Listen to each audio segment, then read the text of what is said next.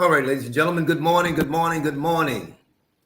It is the day that the Lord has made, and we will rejoice and be glad in it. All right. Excuse me. I think we're on board this morning. Good morning, good morning, Miss Patsy. Good morning. Beauty Body Boss. Beauty Body Boss. That's a nice tag. Again, good morning to all of you all. I know we're on live this morning. I'm looking at my numbers, and of course, as everybody come on, we'll proceed with the lesson today. Excuse me. It is the day the Lord has made, as I always say, and I will rejoice. I hope you're doing the same thing. I hope you're recognizing the grace of God today. It's real, man. It's real. With all that's happening in the world, we have to stop, pause, and recognize that God is good.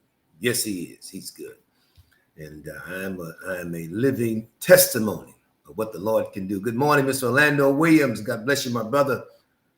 That's my man there. Mr. Griffin, good morning, sir. Good morning. Johnny Beckton, Marcia Gordon. Good morning, Sharon Johnson. Good morning. Listen, guys, I am excited about the Lord. Regardless of what you might be facing in life, God's goodness never changes. He's always good. That's right. He's always good. And I thank him, frankly, for his faithfulness and his commitment to me. I'm a living testimony. All right. Hey, Rocky, good morning. Miss you, girl. Good morning, Mr. Tyrone Roberson, my son in the gospel. Love you too, sir.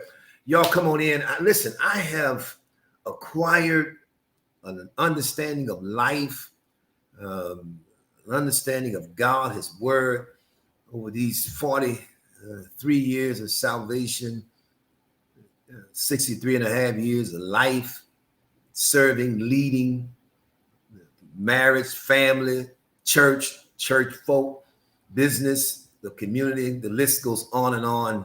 God has blessed me. And then I often tell people that I am just as shocked as they are how God has chosen someone like me, but I'm grateful. I want to close out the teaching today, and I've got to say some things to you. It might rub some of you all in the wrong way, maybe not. I don't know. Depends on your overall attitude about receiving, quite frankly. How to stop, cease and desist, how to stop trying to change, fix, hello somebody, or solve other people's problems. My Lord, how? We all had to acquire at least some element of understanding that you got to know when, okay, I need some help in this area. That's real, man. Even as a parent, I've had to get some help, some advice, some understanding. Sometimes you're over in a space or place that you might not need to be when it comes to your children, adult children, even your younger children. Grant you, I believe in having oversight of our kids, but at some point you lose that influence to some degree. Okay, so I want you to put in context what I'm saying today about this: stop trying to change, fix others' problems, whatever that area, relationship, whatever the case may be. Number one, we close out today: stay in your lane. Mind your business. Matter of fact, I should put in there, mind your own business. Stay in your lane and mind your own business. That's number one, all right? Now, you got to know your lane. As a parent, as a friend, as a co-worker, as a spouse, whatever the position, you got to stay in your lane and mind your business, all right? And I think it's from a biblical standpoint, the word clearly tells us in Proverbs 26 and 17, he says, whoever meddles in a quarrel not his own is like one who takes a passing dog by the ears. I thought that was interesting. Solomon says when you're meddling in other folks' business, other people's issues, we're talking about now how to stop. Listen, I applaud you, perhaps, for your desire and your aspiration to be an instrument to change or to help or to fix people. Give you a clap. However, you got to know when to stay in your lane and mind your own business. Again, Solomon says, whoever meddles in a quarrel not his own. It's like one who takes a passing dog by the ears. Paul says in the First Thessalonians 4:11, he says, and to inspire you to live quietly and to mind your own affairs and to work with your hands as we instructed you. He says, live quietly. Then 1 Peter 4:12 says, dear friends, do not be surprised at the painful trials you're suffering, as though something strange were happening to you. But rejoice that you participate in the sufferings of Christ, that you may be overjoyed when his glory is revealed. If you are insulted because of the name of Christ, you are blessed. Spirit of the glory of God rests on you. If you suffer, hello, somebody, you're trying to fix people. All right. You ask for help. That's why you're on this. That's why you came on today. You asked for help. If you suffer, it should be not as a murderer or a thief or any other kind of criminal or even a meddler. The word meddler in the Greek is synonymous to the word busybody. He said, if you're going to suffer and you're suffering, don't let it be said you're a murderer, you're a thief or a criminal, or you're suffering because you're meddling in other folks' business. I'm talking good this morning. You want to fix people. You want to change people. You want God to use you to help other folks solve their problems. But you got to know when you have crossed the line and now you are a meddler. Ooh, this stuff tough today. All right. Number two, you got to cut off evil communication. Let me break it down for you. All right. You're trying to help people solve people problems. But guess what? You got to know when to cut off evil communication. Can I go a little deeper? All right. 1 Corinthians 15:33 says, do not be deceived. Evil communication corrupts good manners. Do not be misled.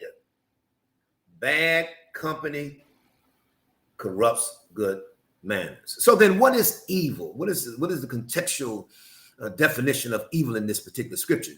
Evil, twofold. Evil is subjectively. In other words, evil subjective suggests depraved or led astray. So what Paul is saying is that evil communication will lead you astray. My Lord, I feel God this morning. Secondly, objectively, evil communication is injurious. In other words, it's damaging somebody's reputation. While you're trying to fix, trying to change, trying to solve other folks' problem, guess what's going on? You're being led astray, and you are damaging somebody's reputation. While you're trying to be this grand parent, this grandfather, whatever you say, you're a friend, guess what's going on? At some point, you're being engrafted into a situation where you fail to discern that the communication is evil, and consequently, you end up going astray. Because God knows your heart.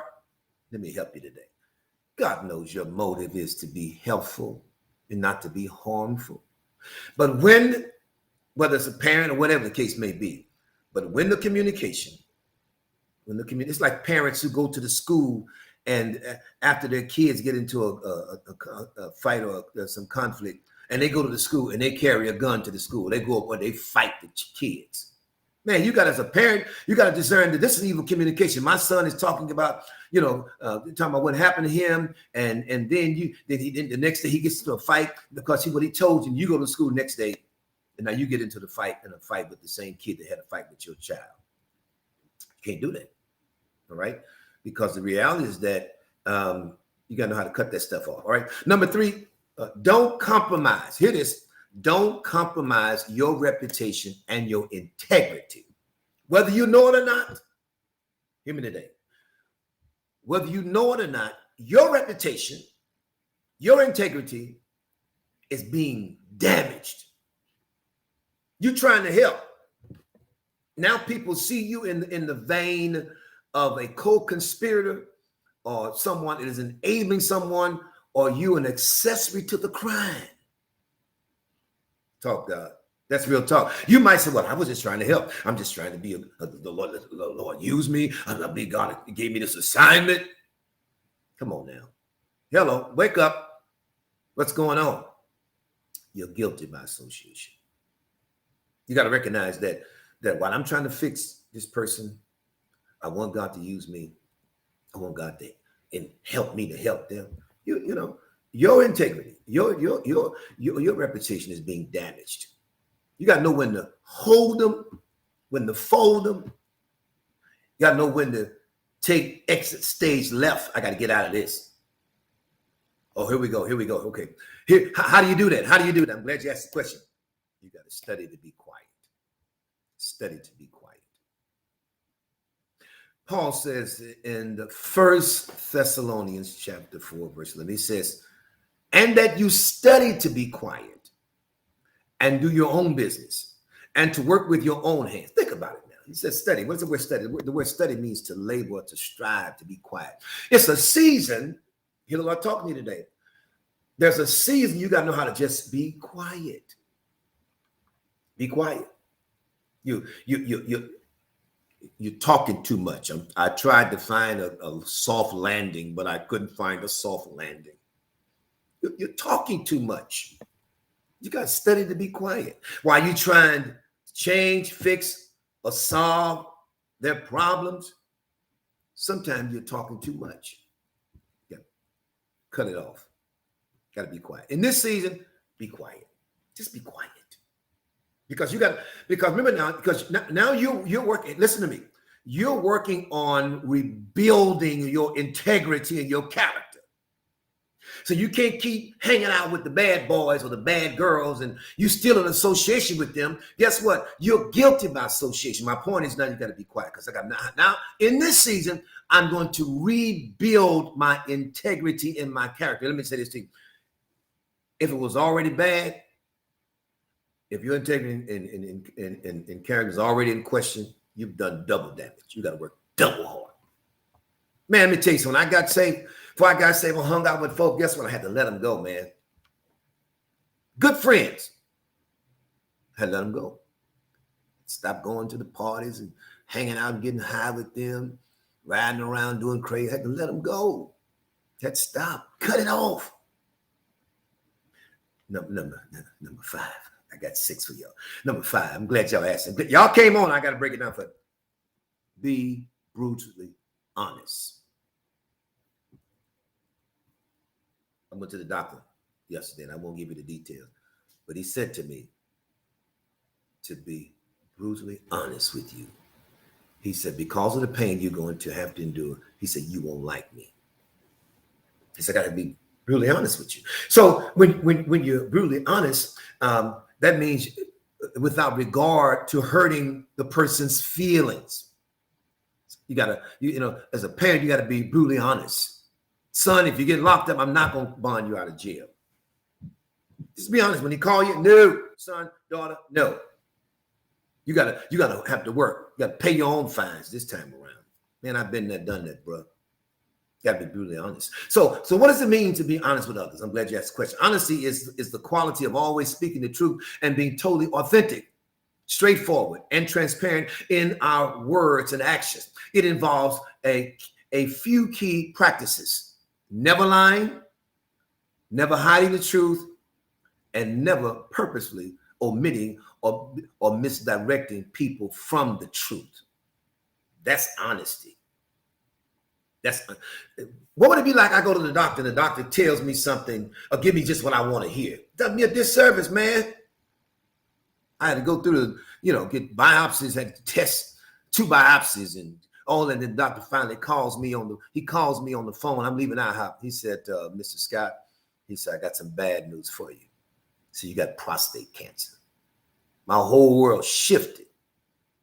My whole world changed. What if he had called me and said, well, Mr. Scott, you're doing wonderful. I'm excited for you. Listen, man, your health is wonderful and it's going to be all right. I got a problem with that, man, because your job is to tell me the truth, whether it hurt my feelings or not. So I can have a plan as for the process for healing. Number 6, and I'm closing. Exercise wisdom. Exercise wisdom. So wisdom, according to Cicero, he says the function of wisdom is to discriminate between good and evil. Then J.I. Packer says wisdom is the power to see and the inclination to choose the best and highest goal together with the surest means of attaining it. That's wisdom. Solomon says it like this in Proverbs 4, verse 7. He says, wisdom is the principal thing. Therefore, get wisdom. And in all your getting, get understanding. Exalt her, and she will promote you. She will bring you honor when you embrace her. She will place on your head an ornament of grace, a crown of glory. She will deliver you. My God. Solomon said that wisdom will deliver you. Guess what's going on for some of you all? You're in bondage. You're trying to fix folk, trying to fix your kids, gonna fix your wife, fix your husband, fix your friend. What's going on? You're in bondage. You don't say, man, it's okay, it's all right. But guess what? You can be set free by applying wisdom. Now, I know this is not popular. I know people want to hear some of these smooth saying, they want, I gotta wear, you gotta wear, something coming in the mail. God's got a miracle for you. Yes, he does. But some things are necessary, man. Before you get the check in the mail, then the new car, or the husband coming in 90 days, whatever it is, you're going to need this. This is one of those classes. This is a required, this is not an elective course. It's required for you to graduate. You cannot graduate without understanding this. That's real talk. This is not something you can just take and decide because you found that the content of the information is too challenging, going to drop the class. No, this is a required course. This is not an elective course. You're going to have to pass this. If you expect God to enlarge your territory and take it to another level in him, you got to pass this class. Hello, somebody. Got to go. Now, I need you all to, let's get the word out, man. I appreciate you all. Y'all was sharing this week, and it's been just great. Let's share. Let's get the word out. Let your kids hear it, man. You can save your son from going to jail, your daughter from doing something crazy, a friend. Come on, somebody. You can help somebody by sharing the right stuff. This beats buying tennis shoes and Nike and coaches and all that stuff. No, this is what you need. You need this. Because when you get all the other stuff, if you don't have this going on in your life, it's of no value. Hello, somebody. Got to go. Y'all get the word out.